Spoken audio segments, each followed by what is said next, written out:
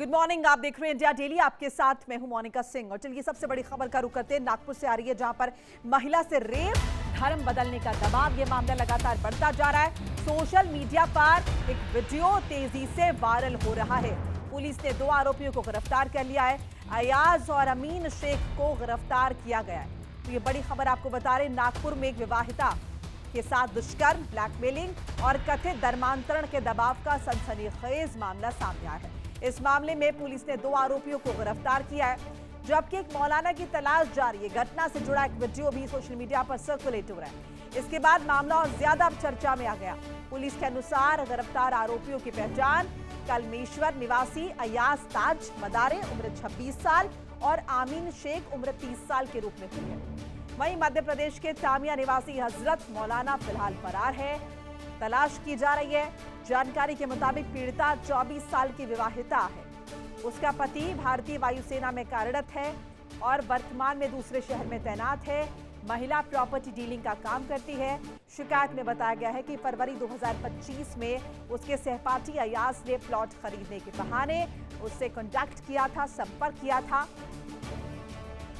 और अभी महिला ने उस पर गंभीर आरोप लगाया। उसने कहा कि उसके साथ दुष्कर्म किया गया है, उसका वीडियो बनाया गया, धर्मांतरण किया गया और रेप के बाद ब्लैकमेलिंग की गई। ये कहा गया कि अगर वो धर्म नहीं बदलेगी या फिर धर्म को नहीं मानेगी तो उसका वीडियो वायरल कर दिया जाएगा। तो अवैध धर्मांतरण के मामले और उसी में से जुड़ा ये मामला नागपुर का। ऐसे में सवाल, ये धर्मांतरण गैंग कब तक सक्रिय रहेगा? देखिए, एक बार फिर से आपको खबर बता रहे, प्रॉपर्टी डील के बहाने अयाज से मुलाकात हुई। अयाज और महिला के बीच दोस्ती, हालांकि पहले भी क्लासमेट रह चुके, कुछ इस तरह की भी रिपोर्ट्स हैं। मुलाकात के दौरान नशीला पदार्थ देने का आरोप, बेहोशी में अश्लील फोटो वीडियो बनाने का आरोप, वीडियो वायरल करने की धमकी देकर ब्लैकमेल किया गया और ब्लैकमेल करके कई दफा रेप करने का आरोप लगा है। जबरन धर्म परिवर्तन के लिए मजबूर करने का आरोप, जबरन निकाह और गौमांस खिलाने का भी आरोप लगा है। शिकायत के बाद 2 आरोपी गिरफ्तार कर लिए गए हैं, एक फरार बताया जा रहा है। जो आरोपी मौलाना है वो फिलहाल फरार है, जबकि 2 दूसरे आरोपी जो है गिरफ्तार कर लिए गए। और ये जो वीडियो आप स्क्रीन पर देख रहे हैं, ये सोशल मीडिया पर लगातार वायरल हो रहा है। जादू टोने की बात भी इसमें कही जा रही है। ये भी कहा जा रहा है कि महिला को हिप्नोटाइज किया गया था, उसे कुछ पेय पदार्थ यहाँ पर पिलाया गया, जिसके बाद वो नशे में थी, उसके साथ गलत बर्ताव किया गया, दुष्कर्म किया गया, उसके बाद उसे ब्लैकमेल किया गया। महिला से यह भी कहा गया कि उसका धर्म जो है परिवर्तित कर दिया गया है।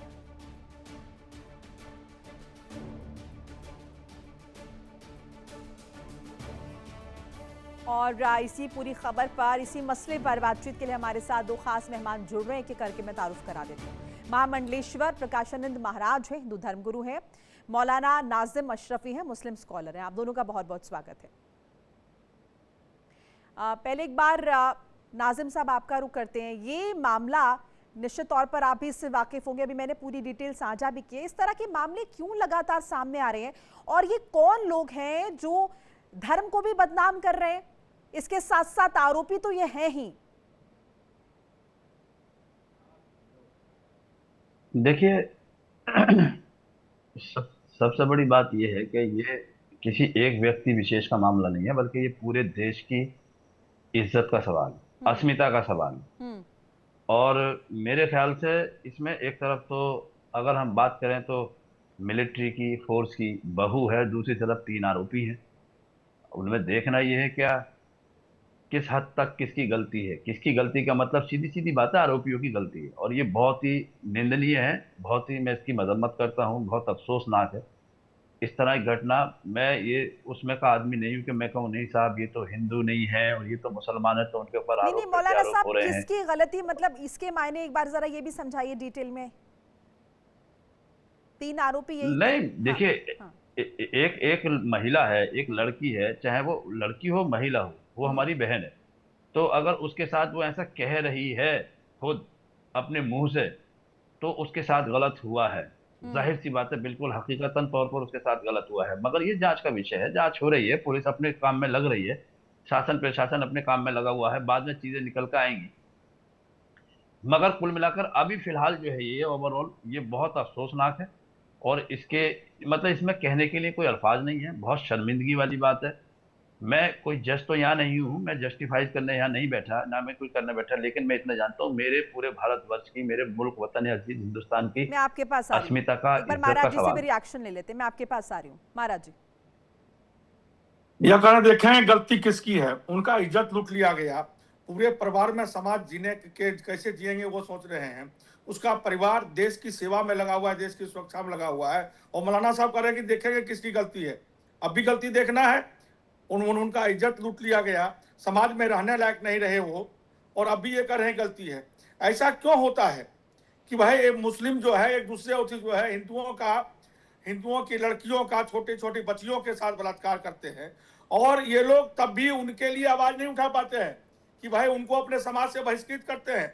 उनके लिए अब ये वो नहीं करेंगे फतवा जारी कि भाई उनको अपने समाज में हम नहीं रहने देंगे। अभी ये देखेंगे, सोचेंगे, विचारेंगे। अगर यही कार्य कोई हिंदू किया रहता, मुसलमान, तो ये भी क्या किए रहते। तो समझने वाली बात है, एक तो कानून कितनों बन जाए, कानून तो बाद में काम करेगी ना।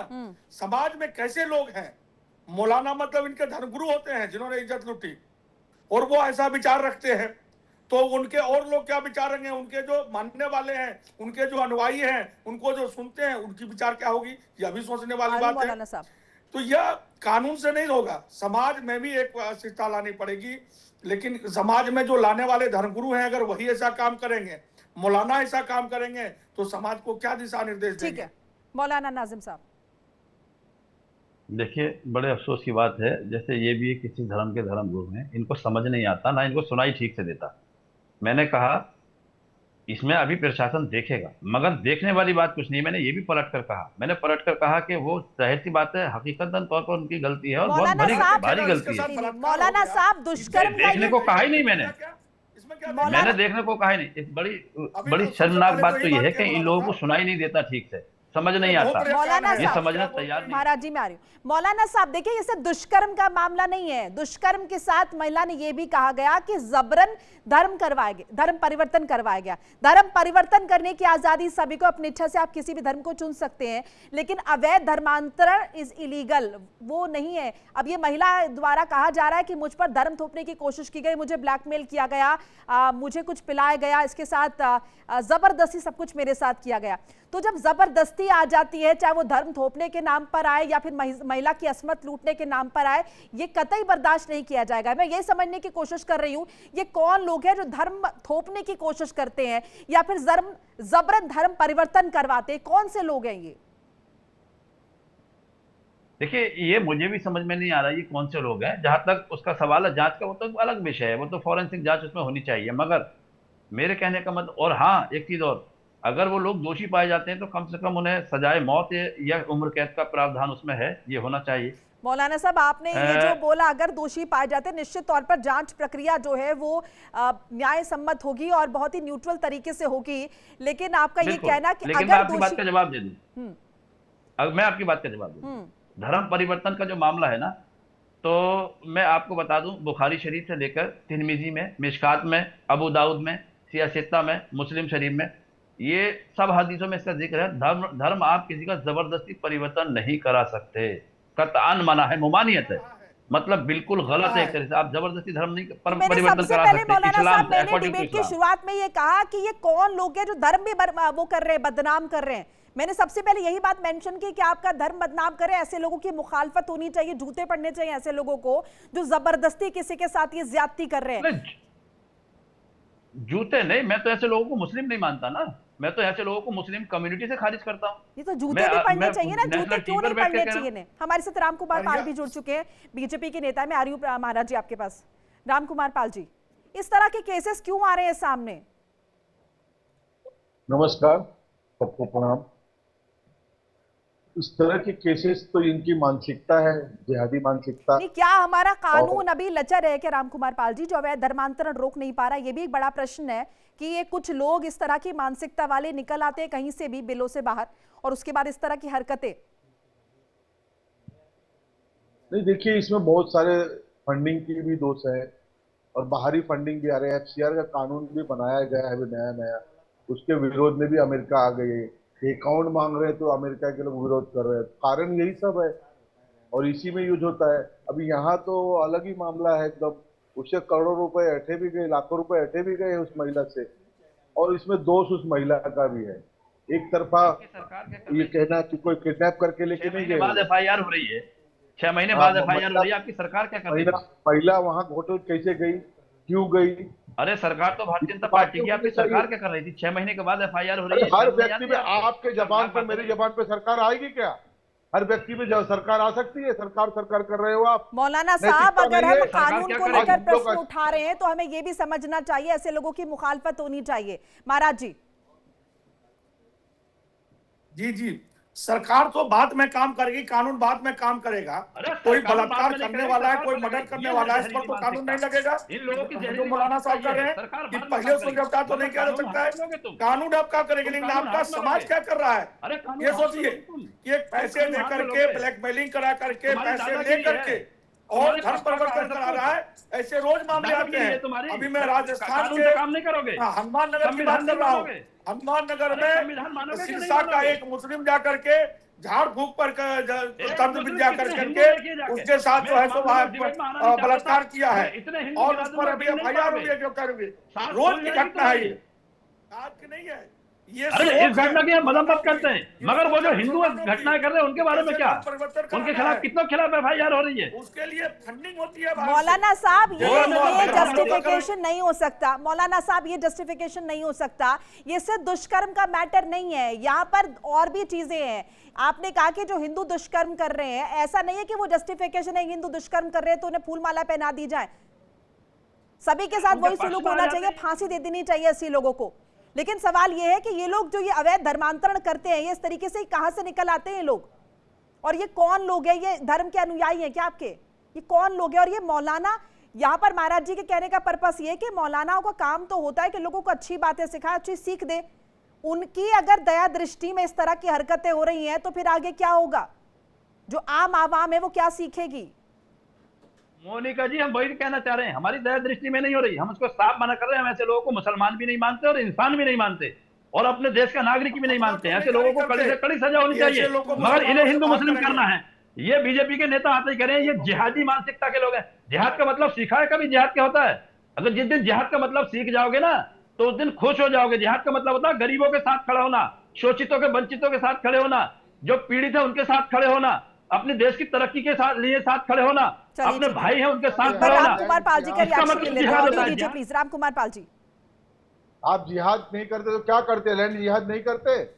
आज आपके पास वक्फ बोर्ड के पास लाखों एकड़ जमीन है, लेकिन वहां नमाज नहीं पढ़ोगे, सड़कों पे पढ़ोगे। वक्फ बोर्ड के पैसे से क्या बनाया? वक्फ की जमीन पर नजर है, वक्फ की जमीन पर नजर है। वक्फ बोर्ड से क्या बनाया उसमें क्या बात है? आपने वक्फ बोर्ड की जमीन पे क्या बनाया आपने? हमने नहीं बनाया, तुम बताओ तुमने क्या बनाया? आज सड़कों पे पढ़ना, दूसरों को तकलीफ देना, ये आपका काम है? वक्फ का चेयरमैन सरकार के अंडर में आता कि नहीं आता?